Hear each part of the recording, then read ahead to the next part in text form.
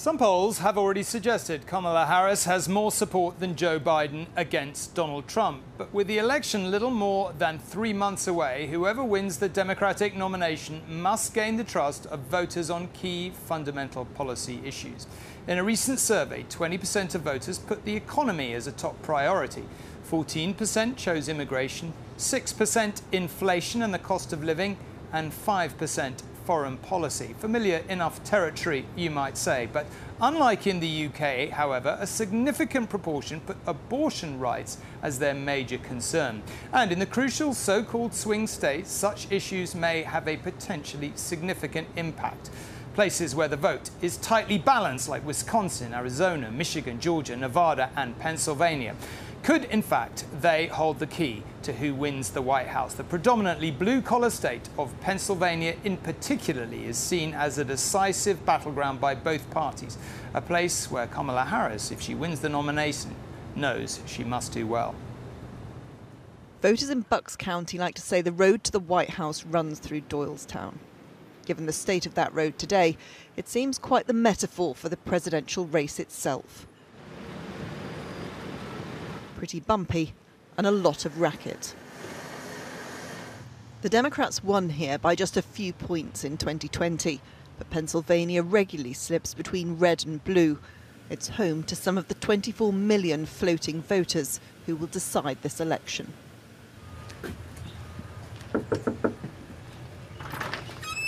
Hi, how are you? Welcome. Thank you. A lot's happened. Yes.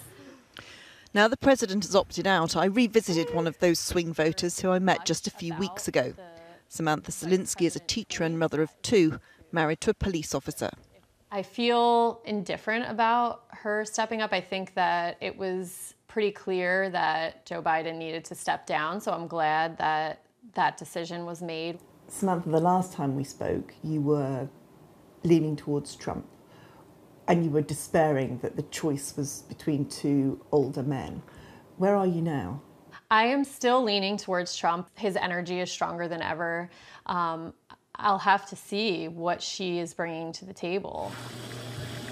Female voters are a key demographic for both parties. The Democrats seeking to appeal on abortion rights, the Republicans on security and the economy. And I will not vote for Trump under any circumstances, and I always vote. I'm not the sort of person who won't go to the polls.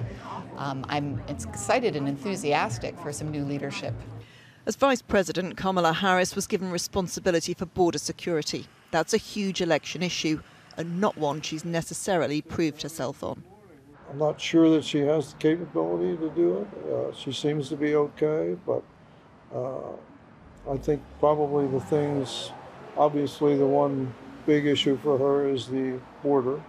And so that does not seem to me to be a success. So her future, her potential, I don't feel too good about it.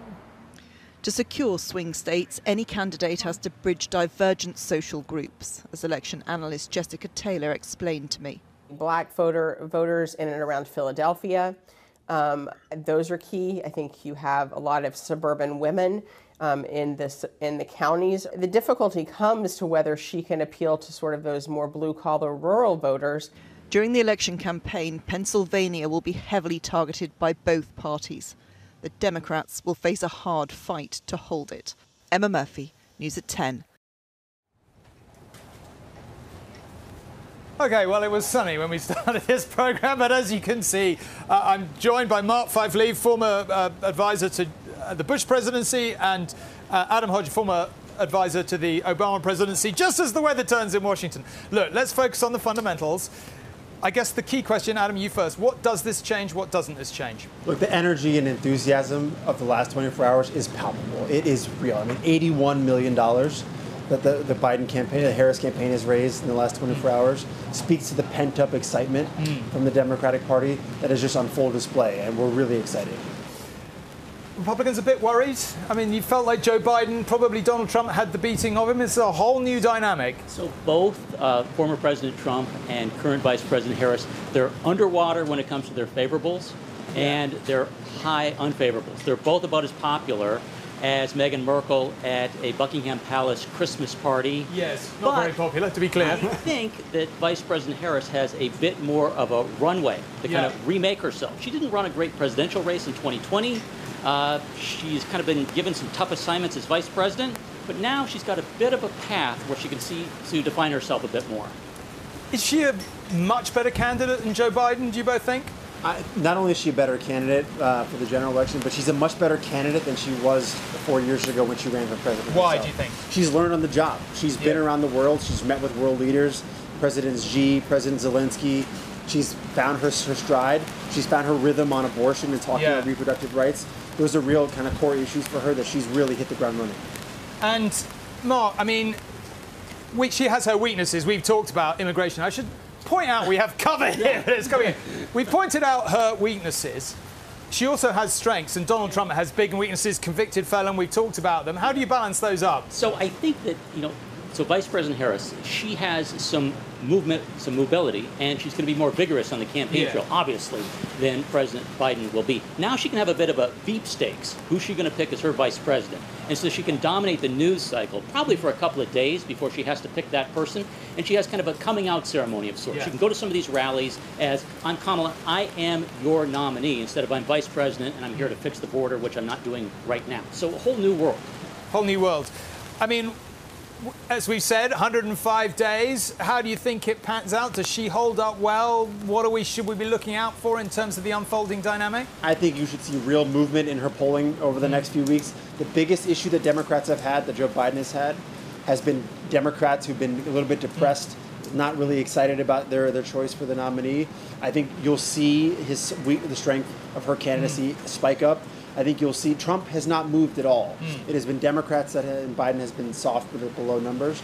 I think now that she's the nominee, she makes her case, she can blow it out of the roof. George Bush is no fan of Donald Trump. Let's face it, that much is clear.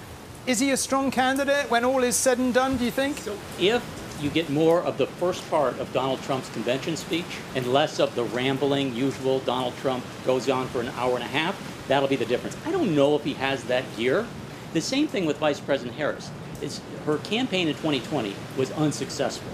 But can she find that next year? Whichever of these two candidates can do that, and do that effectively over the next 100+ days, they'll win. OK, thank you both very much indeed for braving the rain and being out here with us. It is turned. The weather has turned. Maybe the politics has too. Let's see.